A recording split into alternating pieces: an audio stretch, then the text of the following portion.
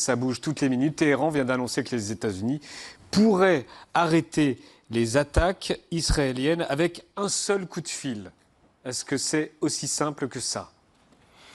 Gérard. Oui. Alors d'abord, oui. Je n'étais pas ambassadeur à Jérusalem, mais à Tel Aviv. À Tel Aviv. Ah oui, là, ça c'est vous. L'ambassade est à Tel Aviv. Là, vous piétinez un siècle. D'accord. Voilà.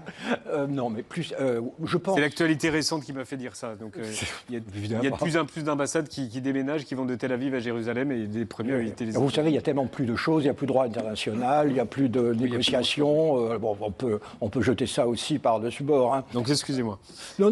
Donc, est-ce que c'est aussi simple que ça ? Je n'en suis pas sûr, parce que, par exemple, je ne suis pas sûr que vraiment Netanyahou ait demandé l'autorisation à Trump de lancer son opération. Pourtant, lui dit que... Trump, dans un premier temps, les Américains ont été très embarrassés. En gros, les communiqués des Américains au début de l'opération israélienne, c'était on n'y est pour rien. On n'y est pour rien, ce n'est pas notre opération. Puis ensuite, Trump s'est dit, je vais essayer de la récupérer, cette opération. Et il a commencé de manière très subtile à dire aux Iraniens, si vous ne négociez pas, reprenez pas la négociation avec moi, vous savez, les Israéliens vont vous faire très mal. Et donc, à l'évidence, il y a un bras de fer en ce moment aux États-Unis. Vous avez les néoconservateurs qui disent à Trump, allez-y, il faut les soutenir. Et notamment parce que pour se débarrasser des installations nucléaires iraniennes, on a besoin sans doute des moyens américains. Et il y a aussi toute la base MAGA, vous savez, tous les Trumpistes de base qui sont en train d'hurler en disant on ne va pas faire une guerre de plus, on ne va pas encore se battre pour Israël. Alors savoir de quel côté Trump va tomber, je ne le sais pas. Et deuxièmement, est-ce que Netanyahou, entre guillemets, obéirait à Trump ? Je ne sais pas non plus, parce que Trump n'ira pas jusqu'à sanctionner Israël. Il est un peu obligé quand même de l'écouter ? Oui, il peut, mais Trump n'ira pas jusqu'à tordre le bras vraiment des Israéliens, parce qu'aux yeux des Américains, cela étant, taper sur la République islamique, c'est quand même populaire. Hein. Delphine, est-ce qu'un vraiment un coup de fil suffirait ? Un coup de fil de Trump suffirait? Alors je vais vous dire, avec l'Iran, tout est possible. C'est-à-dire que par le passé, en fait, pour moi, il y a deux options. Par le passé, l'Iran a prouvé que quand la République islamique se trouvait au pied du mur, elle acceptait le potentiel compromis. C'est ce qui s'est passé en 2015, quand il y a eu finalement cet accord nucléaire avec l'Occident, qui a plus tard, en 2018, été déchiré par Trump. Le guide suprême iranien, l'ayatollah Ali Khamenei, a même créé une théorie qui s'appelle la flexibilité héroïque. Qui consiste à dire que quand on est acculé, pour sortir la tête hausse, on peut accepter certains compromis avec l'ennemi. C'est vraiment théorisé par la République islamique. Donc, ça s'appelle comment? La flexibilité héroïque. La flexibilité héroïque. Voilà, Khomeini aussi l'avait fait en 88. Et ça a été vraiment institutionnalisé plus tard par Khamenei. Aujourd'hui, on voit que le régime iranien est attaqué en plein cœur, est à bout de souffle. Donc il a cette option-là. Deuxième option, le jusqu'au boutisme. Jouer le tout pour le tout, c'est-à-dire vous nous envoyez des missiles, on vous envoie des missiles. Et là, malheureusement, c'est au prix du sacrifice de la population iranienne. Vous voyez, vous avez presque plus de 300 civils iraniens qui ont été tués. Côté israélien, il y en a beaucoup moins parce que les Israéliens, la chance qu'ils ont aussi, la population, c'est qu'ils ont des bunkers. Les Iraniens, ils n'ont aucun endroit pour se protéger. Du coup, je repense aux négociations. Ce serait négocié avec qui et quoi? C'est une autre question parce qu'une partie des négociateurs ont été éliminés. Le sultanat d'Oman a toujours été l'interlocuteur entre les Américains et les Iraniens, donc il y aurait la possibilité de refaire ce qui était prévu dimanche. Il faut rappeler que dimanche, des négociations, des pourparlers étaient censés avoir lieu entre les Américains et les Iraniens. Tout ceci a été torpillé par Netanyahou qui a déclaré la guerre vendredi. Et il a même tué le chef négociateur iranien. Donc il a visé le chef négociateur iranien, ce qui était bien une manière délibérée de vouloir faire échouer toute idée de négociation. Parce qu'il se méfie de Trump. Il se méfie de Trump, il pense que les Américains peuvent être des amateurs, peuvent faire des sacrifices. Parce que vous avez vu, les Américains déjà, ils ont négocié avec les Houthis, ils ont négocié leur petit accord en se moquant totalement des Israéliens. Ils ont négocié avec le Hamas pour libérer un otage américain, puis seulement un otage américain. Et là, la négociation de Trump avec les Iraniens, c'était contre la volonté des Israéliens, parce que Netanyahou veut toujours, depuis très longtemps, une opération militaire et il a réalisé enfin son rêve. Je n'exclus pas d'éliminer Khamenei. C'est ce qu'a déclaré Netanyahou il y a quelques instants. Khamenei, c'est le guide suprême donc, de la République islamique d'Iran. Il ne l'exclut pas. Oui, alors c'est parce qu'on se pose la question finalement, quel est l'objectif des opérations israéliennes? Au début, ça a été les installations nucléaires, mais on voit bien qu'ils vont bien au-delà des installations nucléaires. Hein. Ils viennent de détruire la chaîne, le bâtiment de la radio et de la télévision iranienne. Hein. On peut revoir l'image justement dont ouais, vous parlez. les images datent d'il y a 2 heures à peu près, c'était juste avant le début de l'émission. Regardez, présentatrice de la télé d'État iranienne.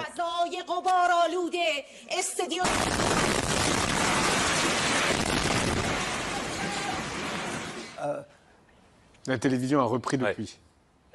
Et donc, on peut se poser la question, et les Israéliens commencent à en parler, de faire du régime change, du changement de régime. Essayer d'obtenir l'effondrement de ce régime, qu'il faut bien dire est un régime abominable. La grande majorité des Iraniens voudraient s'en débarrasser. C'est réaliste ? Qu'est-ce que vous en pensez? Mais écoutez, ayant couvert le Moyen-Orient depuis 25 ans, ayant couvert en direct les opérations militaires américaines en Afghanistan et en Irak, je suis en bonne position pour dire qu'il est difficile d'obtenir la paix avec la guerre. Et en fait, il y a toujours le problème de qu'est-ce qu'on fait après et la suite. Donc le régime pourrait s'effondrer? Honnêtement, les Iraniens le souhaitent, les Iraniens de l'intérieur. Mais pour eux, le régime doit changer de l'intérieur. Ils cherchent, ils aspirent, et on l'a vu depuis le mouvement Femmes, Vie, Liberté il y a 2 ans et demi, ils aspirent à la liberté. Mais ils sont très très méfiants par rapport aux pseudo-libérateurs qui viennent leur proposer une démocratie qui ne correspond pas à la leur. Alors ce qui est quand même intéressant, c'est cette prise d'opposition d'un certain groupe de la société civile ce matin, une tribune qui a d'ailleurs été republiée dans le journal Le Monde, signée par Shirin Ebadi, prix Nobel de la paix, Jafar Panahi, cinéaste, et d'autres pointures qui appellent à la cessation des hostilités des 2 parts, qui demandent la démission du régime et la possibilité de mettre en place un système de transition politique démocratique de l'intérieur. Ils insistent bien. C'est ce que Netanyahou dit aussi, parce qu'il dit que c'est le peuple d'Iran qui va décider. Donc lui, il espère un changement de régime venant de la population. Oui, alors ça, si on se place de ceux qui pensent à la bonne volonté de Netanyahou, je pense que Netanyahou, son intérêt, c'est d'avoir un Iran faible. Donc, c'est pas du tout dans son intérêt d'avoir une véritable organisation démocratique, politique émergente de la région. Un Iran pas hostile, peut-être. C'est peut-être ça l'intérêt d'Israël, non? Il faut quand même se dire, l'Iran, c'est quand même 90 millions d'habitants. Oui. Sur ces 90 millions d'habitants, vous avez 60% de Persans, à peu près. Le reste, vous avez des Azéris, des Balouches, des Arabes, et puis d'autres, les Kurdes et d'autres minorités. Donc, il y a aussi la possibilité de la désagrégation, du chaos. Surtout que vous n'avez pas d'opposition vraiment identifiée dans ce pays. Et la seule force, en dehors du régime, ce sont les forces de sécurité du régime. Des centaines de milliers de Basij, de Pasdaran, qui sont armés et qui sont fanatisés. Donc le risque, ça pourrait être soit la guerre civile, le chaos. Et donc on a déjà vu l'Irak et la Libye. Donc on sait ce que ça peut conduire. Et vous signez ce matin un papier dans le Figaro sur l'état d'esprit des Iraniens. Est-ce que vous pouvez nous en parler un peu ? Oui, je pense qu'il y a 3 catégories actuelles, c'est-à-dire qu'il y a une minorité qui se réjouit des frappes israéliennes, il y a une autre minorité qui continue à se rassembler autour du pouvoir pour des raisons idéologiques, pour des raisons parfois économiques. Et pour moi, il y a une grande majorité qui se trouve en fait otage de cette guerre et prise en étau entre d'un côté un pouvoir qu'elle a toujours dénoncé, mais également la peur du vide, la peur de l'inconnu, avec une guerre qui a été déclarée soi-disant contre le pouvoir iranien, mais qui se propage dans la vie de tous les jours. Les personnes avec qui je parle nuit et jour en Iran aujourd'hui, ils nous disent la guerre est rentrée chez eux. Cette guerre, elle était invisible entre Israël et l'Iran toutes ces années. Et là, c'est l'odeur de la poudre d'explosifs, c'est les vitres qui explosent, c'est dès qu'il y a des détonations et des explosions, c'est où aller. Encore une fois, il n'y a pas d'abri. Où partir? Il n'y a plus d'essence. C'est pour ça qu'ils s'échappent de Téhéran, c'est ça ? Pour sortir de Téhéran, mais pour aller où ? Puisque Israël est en train de bombarder partout. C'est-à-dire que ce sont des usines, que ce sont des dépôts de carburant, que demain, ce sont des aéroports. Donc, où aller ? Moi, je reçois des appels. Quand on voit les images de voitures, de fils de voitures, on a vu des images d'une autoroute, voilà, ces images-là, ils vont où, par exemple là ? Ils fuient la ville, mais ils vont où ? Ils ne savent pas où aller. Ils ne savent pas où aller. Et en fait, à chaque fois que je parle avec quelqu'un à Téhéran, tout le monde a la même phrase. C'est peut-être la dernière fois qu'on discute avec toi. On ne sait pas ce qu'il adviendra de Ils ont accès à quelles infos? Parce qu'il faut savoir qu'il y a plein de civils qui ont été... Ils ont accès à quelles infos? C'est très difficile d'avoir des infos. Alors, la télévision d'État, mais honnêtement que plus personne ne regarde. Et ne croit. Après, il y a les chaînes de l'opposition en exil, et puis après, les chaînes internationales, mais auxquelles on accède avec grande difficulté. Et sur les téléphones? Le débit de l'Internet a été énormément ralenti par le pouvoir. Ça fonctionne par intermittence. Il y a les antennes paraboliques, mais qui sont aussi interceptées régulièrement par le régime. Donc, c'est vraiment au coup par coup, c'est des bribes d'informations. Et parfois, l'ironie, c'est que c'est moi qui leur donne des nouvelles de ce qui se passe quand je les ai au téléphone. Gérard, qui sont les alliés de l'Iran? Est-ce qu'il en reste? Pour le moment, en cela, il est sans doute improbable que le conflit ne s'élargisse. C'est qu'il n'y a pas d'alliés. L'Iran n'a pas d'alliés dans la région. Comment? Dans la région, d'accord. Mais même Poutine, l'intérêt, le rapprochement entre l'Iran et Poutine, c'était l'ennemi de mon ennemi et mon ami, donc on a l'Occident en face de nous, donc on collabore. Alliés, en fait. Mais Poutine ne va pas venir au secours de l'Iran. Au contraire. Alors Poutine, dans cette affaire, il a d'abord un handicap, parce que du coup, les armes que l'Iran lui envoyait, l'Iran ne va plus lui envoyer. Mais par ailleurs, si le prix du pétrole augmente, ça c'est bon pour Poutine. Ça, c'est bon pour Poutine si le prix du pétrole augmente, puisqu'il a de gros problèmes. Oui, c'est tordu quand même. Oui, les Chinois, pour les Chinois, le plus important, c'est que les ressources pétrolières de la région continuent de les approvisionner. Et en ce qui concerne les monarchies du Golfe, les monarchies arabes du Golfe, au fond, elles sont au balcon et elles ne sont pas tristes du tout qu'Israël affaiblisse leur ennemi géopolitique, l'Iran fasse le sale boulot. Alors elles protestent pour la forme, mais il n'y a absolument aucun chagrin, en tout cas en ce qui concerne la direction de ces pays. Netanyahou veut redessiner la carte du Moyen-Orient. Elle ressemblerait à quoi, sa carte, dans sa tête? Mais justement, là, on a une carte neutre. Mais c'est justement le vrai problème. Vous avez un Israël qui réalise, il faut bien dire, des exploits militaires. Il accumule des succès tactiques absolument incroyables depuis le 7 octobre. Il a réussi quand même au Liban. Il s'est débarrassé du Hezbollah. Et vous avez un nouveau gouvernement libanais qui essaye de restaurer l'autorité de l'État. En Syrie, cela a conduit à l'effondrement du régime d'Assad. Et vous avez un nouveau gouvernement syrien qui essaye de se reconstruire en disant « nous, on veut avoir des relations pacifiées avec Israël ». Maintenant, vous avez l'Iran, vous avez Gaza, où le Hamas est très affaibli, mais on ne voit pas ce que veut Israël. Vous voyez, quel est l'objectif politique d'Israël? Parce qu'on fait la guerre. En réalité, une victoire, ce n'est pas seulement une victoire militaire. Ensuite, il faut construire quelque chose, un nouvel équilibre politique. Mais comme Israël refuse de négocier, il continue de taper sur la Syrie. Al-Shara, d'un côté, le leader syrien, dit « je suis prêt à normaliser mes relations avec Israël ». On lui tape dessus. Les Libanais, le Premier ministre libanais, que je connais bien parce qu'il était mon collègue à New York, qui est vraiment quelqu'un de totalement opposé au Hezbollah, on lui tape quand même, on lui tape dessus. Et à Gaza, vous avez des Palestiniens qui manifestent contre leur Hamas régulièrement. On continue de taper. Delphine, pareil, on va garder la carte. D'après vous, il a quoi dans la tête pour Moi, mon cette inquiétude, région? c'est en fait, tout tourne autour de lui. En fait, il joue sa survie. Il joue sa survie sur le dos des populations civiles innocentes à travers la région. Il faut rappeler qu'il fait face à un mandat d'arrêt international pour crimes de guerre et crimes contre l'humanité, que comme par hasard, il a torpillé ce processus de discussion sur le nucléaire, justement pour éviter qu'il y ait un deal qui soit scellé entre l'Iran et les États-Unis. Quelques jours avant une autre réunion très importante, à New York, cette fois-ci, sur la question d'Israël et de la Palestine et la reconnaissance des deux États. Donc, en fait, malheureusement, il va droit dans le mur. C'est un pompier pyromane, il allume le feu, mais qu'est-ce qui va rester au niveau des braises? Et le problème, moi, ma crainte, c'est les conséquences régionales.